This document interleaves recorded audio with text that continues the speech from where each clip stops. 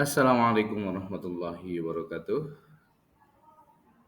Berjumpa kembali anak-anakku sekalian pada pembelajaran pendidikan agama Islam dan budi pekerti. Di semester 2 ini insya Allah kita akan menghadapi atau melewati 6 atau 5 bab dari bab ke-6 hingga bab ke-10. Anak-anakku sekalian, pada pertemuan ini kita akan masuk kepada elemen akidah, di mana elemen akidah ini kita akan mengungkap lebih mendalam tentang iman kepada qada dan qadar. Iman kepada qada dan qadar ini masuk ke dalam fase terakhir atau fase ke-6 daripada rukun iman. Setelah kita iman kepada Allah, iman kepada malaikat, iman kepada kitab, iman kepada rasul, iman kepada hari kiamat atau hari akhir, maka kita masuk fase yang keenam adalah iman kepada qada dan qadar. Baik, apakah anak-anakku sekalian sudah pernah mendengar atau sudah pernah tahu apa yang dimaksud dengan qada dan qadar? Atau mungkin anak-anakku sekalian sudah pernah mendengar tentang takdir mu'alaq dan takdir mubrom. Ada nggak yang sudah tahu atau sudah mendengar? Bagus. Mudah-mudahan anak-anakku sudah punya pengetahuan awal tentang apa itu qada, qadar, takdir mu'alaq, takdir mubrom. Mari kita mulai kegiatan pelajaran kita pagi hari ini dengan bacaan basmalah bersama-sama. Bismillahirrahmanirrahim.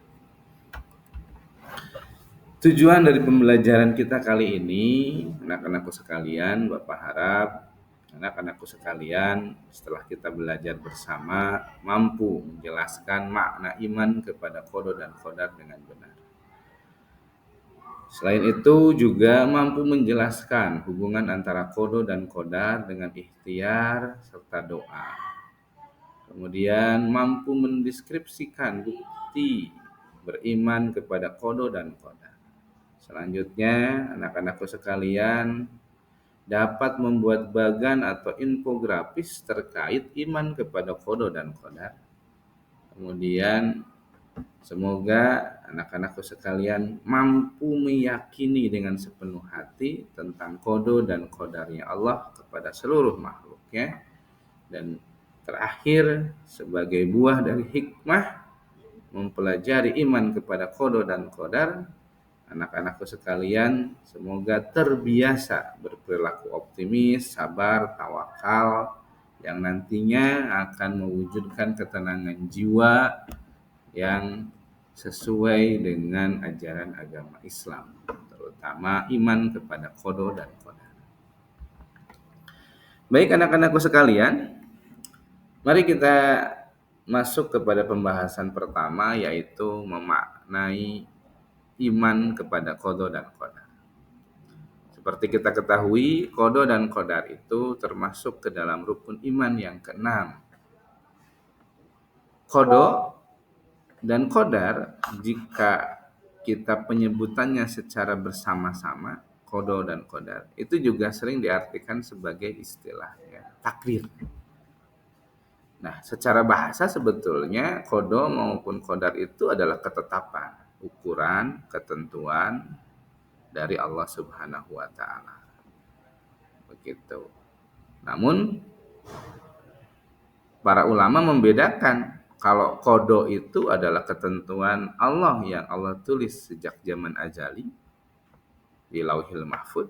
Namun qadar adalah ketentuan Allah yang sudah terjadi. Begitu. Nah, bukti bahwa kita adalah seorang mukmin yang mengimani kepada 6 rukun iman yang menjadi syarat seseorang itu diantaranya masuk Islam, begitu, syahadat dan sebagainya, kita juga menjadi kewajiban bagi kita untuk mengimani rukun iman 1 sampai dengan 6. Maka ketika memahami makna iman kepada qada dan qadar, artinya kita meyakini dan percaya sepenuh hati adanya ketentuan dan ketetapan Allah. Kalau istilah baik buruk itu adalah penilaian manusia. Sesungguhnya seluruh ketentuan dan ketetapan Allah itu baik untuk makhluk.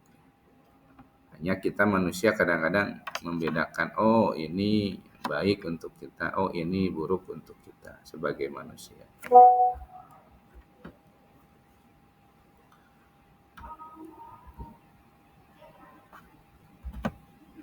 Baik, untuk lebih jelasnya, mari kita perhatikan slide berikut ini tentang pengertian iman kepada qada dan qadar. Yang pertama tadi sudah kita bahas bahwa qada dan qadar adalah merupakan ketentuan atau keputusan kehendak dari Allah atas seluruh makhluknya. Ini tanpa terkecuali. Iman ataupun tidak seorang makhluk tetap ada ataupun Allah memberikan ketetapan keputusan kepadanya dari mulai lahir hingga kemudian meninggal dunia. Sebagian pendapat mengatakan qada adalah ketetapan Allah yang akan terjadi dan ditetapkan di alam ajali. Sedangkan qadar adalah ketetapan Allah yang telah terjadi. Begitu. Dengan kata lain, qadar ialah ketetapan Allah yang maha kuasa atau maha qadir atas seluruh ciptaannya. Baik itu buruk ataupun baik yang seperti tadi kita bahas. Nah, iman kepada qada dan qadar artinya ialah seorang muslim harus percaya dengan sepenuh hati bahwa Allah telah menentukan qada terbaik bagi semua makhluk. Nah, itu. Nah, ini bukan hal yang mudah, tapi tidak juga hal yang mustahil. Artinya Allah menempatkan rukun iman keenam, iman kepada qada dan qadar, itu tentu harus melewati fase iman kepada Allah, fase iman kepada malaikat, kepada kitab, kepada rasul, dan hari akhir, baru kemudian iman kepada qada dan qadar. Keenam rukun iman ini simultan dari pertama hingga akhir, tidak boleh parsial. Tidak boleh terputus-putus. Sekarang iman dulu kepada Allah, tidak bisa. Mari kita lihat dalil tentang iman kepada qada dan qadar. Yang pertama adalah surat Al-Qamar ayat 49. A'udzubillahi minasyaitonirrajim. Bismillahirrahmanirrahim. Inna kulla syai'in khalaqnahu biqadarin. Artinya, sungguh kami menciptakan segala sesuatu menurut ukurannya. Ada ukuran-ukuran, takaran-takaran yang Allah kehendaki untuk seluruh makhluknya. Dalil yang kedua yaitu surat Al-Ahzab ayat 38. Bismillahirrahmanirrahim. Wa kana amrullahi qadaran maqdura. Dan adalah ketetapan Allah itu sebuah ketetapan yang pasti berlaku. Nah, ini bahwa Allah itu menetapkan qada dan qadarnya kepada seluruh makhluk, mau itu muslim ataupun non muslim, mau itu beriman atau tidak beriman. Artinya mereka tetap, para makhluk Allah ini mendapatkan qada dan qadar, ketetapan yang pasti dari Allah Subhanahu wa taala. Ayat yang ketiga ataupun dalil yang ketiga tentang iman kepada qada dan qadar terdapat dalam surat Al-Furqan ayat 2. Alladzi lahu mulkus samawati wal ard wa lam yattakhidh waladan wa lam yakul lahu syarikun fil mulki wa khalaqa kulla syai'in qaddarahu taqdira.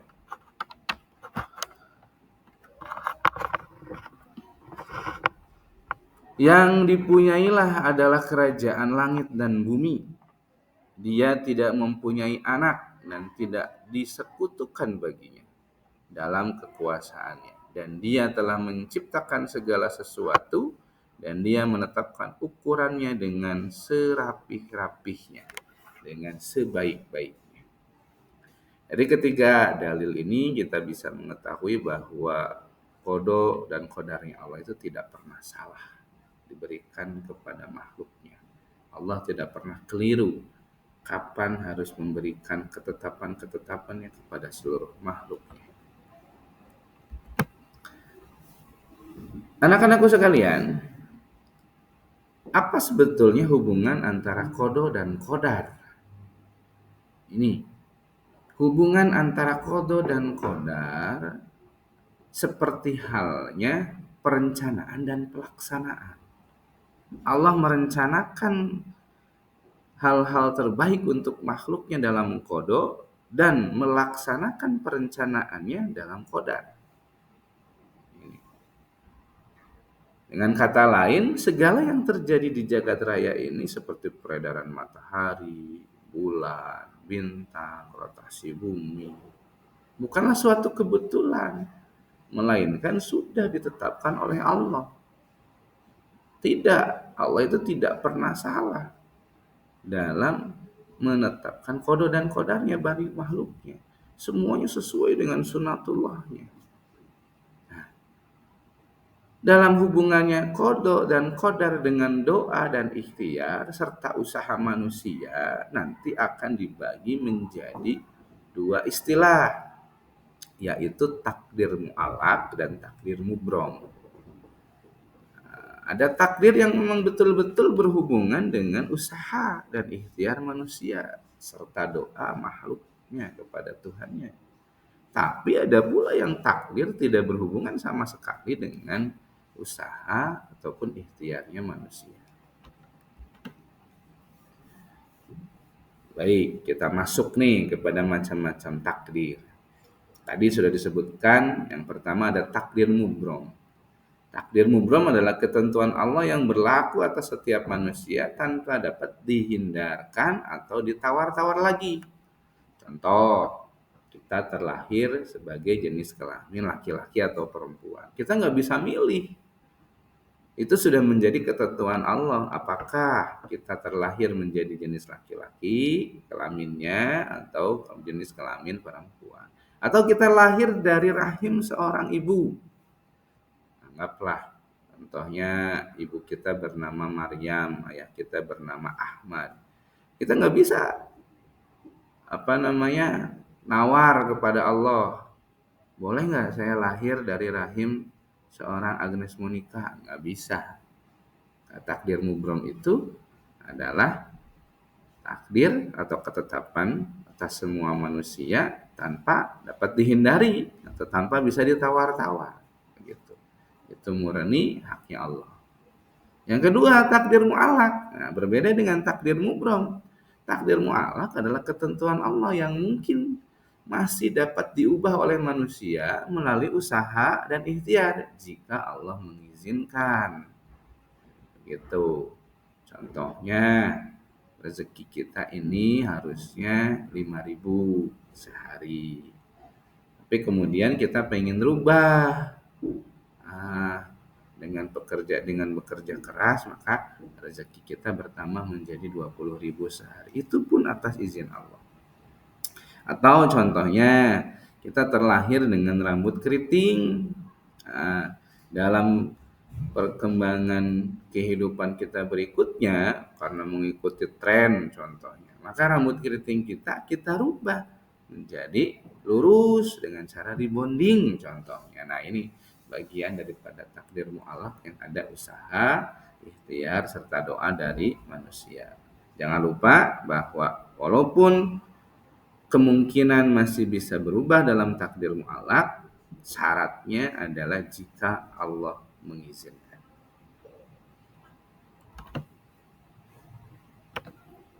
Baik. Setelah kita belajar pengertian kodo, kodar, takdir mu'alaq, takdir mubrom, hubungan antara kodo dan kodar dengan takdir mu'alaq dan takdir mubrom yang erat sekali dengan usaha dan ikhtiar manusia, kita masuk kepada fungsi iman kepada kodo dan kodar. Pertanyaannya mungkin adalah, mengapa kita harus iman kepada kodo dan kodar? Minimal 6 hal ini bisa mewakili jawaban daripada pertanyaan tersebut. Yang pertama adalah menyadarkan manusia untuk mengakui kekuasaan dan kebesaran Allah, sehingga timbul rasa penyerahan diri dengan tulus dan ikhlas. Nah, ini. Maka dengan kita percaya, beriman, maka maka lanjutnya atau tahap berikutnya adalah penyerahan diri muslim. Penyerahan diri ini harus tulus dan ikhlas tanpa syarat, hanya kepada Allah saja.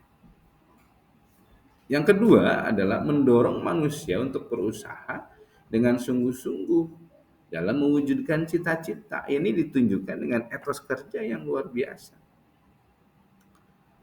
Ketika rahasia dari kode dan kodar seseorang itu disembunyikan oleh Allah, tentu ini akan menambah semangat bekerja kita, semangat berikhtiar kita untuk mewujudkan keinginan kita, mewujudkan cita-cita kita. Karena kita nggak tahu takdir apa yang akan kita hadapi ke depan. 3. Fungsi iman kepada qada dan qadar ialah membentuk manusia yang memiliki akhlak mahmudah, sifat terpuji, seperti optimis, tawakal, ridho, ikhlas, husnudon, begitu. Yang keempat, akan menciptakan rasa syukur atas nikmat dan karunia Allah yang Allah sudah berikan kepada kita. Oh iya, kita ternyata diberikan Allah bernapas itu sangat mahal. Kita masih ingat bagaimana pada masa pandemi atau pada masa Covid kita begitu dibatasi untuk bertemu, dibatasi untuk menghirup udara. Satu ruangan bersin bubar semuanya. Ini menandakan bahwa nikmat Allah itu luar biasa. Ini merupakan anugerah yang besar sekali. Karunia yang sangat luar biasa dari Allah Subhanahu wa taala. Maka sepatutnya dengan kita beriman kepada qada dan qadar yang kita tidak tahu rahasia kedepannya seperti apa, maka diharapkan menambah rasa syukur atas nikmat dan karunia Allah. 5. Mengingatkan kepada manusia bahwa semua yang diperbuat di muka bumi ini pasti akan dimintai pertanggungjawaban. Walaupun kemudian itu hanya sebesar biji darah. Dan yang keenam, manusia akan termotivasi untuk bekerja dan berusaha dengan benar sesuai dengan ajaran agama Islam. Bagaimana jual beli contohnya, utang piutang, ini menjadi sesuai dengan ajaran Islam. Bagian yang D, yang keempat adalah bagaimana sesungguhnya perilaku atau contoh perilaku beriman kepada qada dan qadar. Nah, ini ketika kita beriman kepada qada dan qadar, ini akan melatih diri kita pandai mensyukuri nikmat Allah. Kemudian mendidik diri kita untuk ikhlas menerima kenyataan hidup dengan hati yang sabar dan tabah. Tenang dalam hidup ini, jiwanya tenang, kehidupannya tentram, tidak terpengaruh, tidak mudah baper, tidak mudah terprovokasi. Kemudian juga kita memiliki pengendalian diri, tidak sombong, tidak takabur ataupun ujub. Wah, kalau bukan karena saya, begitu. Kemudian melatih diri untuk sabar dan tabah. Ketika takdir itu tidak sesuai dengan apa yang kita harapkan, tentu di sana adalah datanglah atau timbullah kesabaran dan ketabahan. Kemudian selalu bersangka baik kepada Allah ketika mengalami kesulitan hidup. Oh, jangan-jangan ini untuk menaikkan level hidup kita. Jangan-jangan ini untuk menaikkan kemuliaan kita di dunia. Atau jangan-jangan Allah sedang menguji atau sedang kangen pada makhluknya. 7. Selalu meyakini bahwa semua yang dialami manusia adalah ujian dari Allah. Tentu setiap manusia itu mempunyai ujiannya masing-masing. Ada yang diuji dengan istrinya, suaminya, anaknya, mungkin ekonominya, mungkin keluarganya, mungkin pekerjaannya dan sebagainya. Itu merupakan bagian daripada proses bagaimana Allah mendewasakan makhluknya. Dan yang ke-8, bahwa kita harus meyakini di balik sebuah peristiwa yang kurang menyenangkan ataupun menyenangkan pasti ada hikmahnya. Semua ada hikmahnya. Yang belum kita ketahui adalah apa hikmah di balik peristiwa yang terjadi kepada kita. Hikmah iman kepada qada dan qadar ini tentu merupakan proses yang sangat luar biasa sekali. Yang pertama, dengan kita mengimani qada dan qadar, artinya kita lebih takarub kepada Allah, kita lebih dekat kepada Allah. Kemudian melatih diri tentang keikhlasan, melatih sifat lapang dada, ridho dan berjiwa besar dalam menerima ketentuan Allah. Kemudian etos kerja yang tinggi. Kemudian kita terbiasa berdoa untuk menggapai tujuan, bersyukur mendapat nikmat dari Allah, serta sabar ketika terkena musibah. Ini juga menjauhkan diri kita dari sifat sombong, takabur, ujub. Kemudian kita selalu bersikap husnudon kepada Allah, serta memiliki sikap optimis. Yang terakhir, kita memiliki sifat qanaah, cukup dengan apa yang Allah berikan. Ketenangan jiwa, tawakal kepada Allah setelah berikhtiar dengan maksimal dan doa. Kita pernah mendengar sebuah kisah Arab Baduy ketika seorang Arab Baduy kemudian ingin bertemu dengan Rasulullah. Ia membawa unta dan unta tersebut beliau tidak talikan di tempat penyimpanan unta di depan Masjid Nabawi. Tahu-tahu beliau hanya menyimpan untanya saja, kemudian masuk saja ke Masjid Nabawi. Seorang Arab Baduy itu kemudian ditegur oleh Rasulullah. Kenapa kau tidak mengikatkan untamu? Kata Arab Baduy itu, saya bertawakal kepada Allah. Maka Rasul menjawab, ikhtiarlah kau, ikatlah untamu terlebih dahulu, setelah itu baru ikhtiar. Setelah itu baru bertawakal maksudnya. Artinya ini merupakan proses yang betul-betul harus dijalani. Ketika iman kepada qada dan qadar, ikhtiar, doa, usaha itu tetap harus kita lakukan kepada Allah Subhanahu wa taala sebagai kita makhluk yang membutuhkan Tuhannya. Setelah itu baru kita kemudian bertawakal, menyerahkan diri kepada Allah Subhanahu wa taala. Anak-anakku sekalian, kita tiba di penghujung kegiatan pembelajaran kita. Terima kasih sudah mengikuti pelajaran hari ini. Sampai jumpa di lain waktu. Mudah-mudahan anak-anakku sekalian dapat memahami apa yang kita bahas, apa yang kita diskusikan kali ini tentang bagaimana kita meraih ketenangan jiwa dengan meyakini kepada qada dan qadar. Yakinlah bahwa seluruh ketetapan yang Allah berikan kepada kita makhluknya adalah ketetapan terbaik menurut Allah. Begitu. Bisa jadi apa yang kita inginkan, apa yang kita hari ini dapatkan adalah keinginan orang lain. Posisi pekerjaan, kondisi keluarga, kondisi ekonomi yang hari ini kita punya bisa jadi itu adalah idaman bagi orang lain. Maka tetaplah bersyukur dengan apa yang Allah berikan, qanaah pada nikmat yang Allah berikan, dan jangan lupa tetap optimis menjalani kehidupan. Terima kasih. Assalamualaikum warahmatullahi wabarakatuh.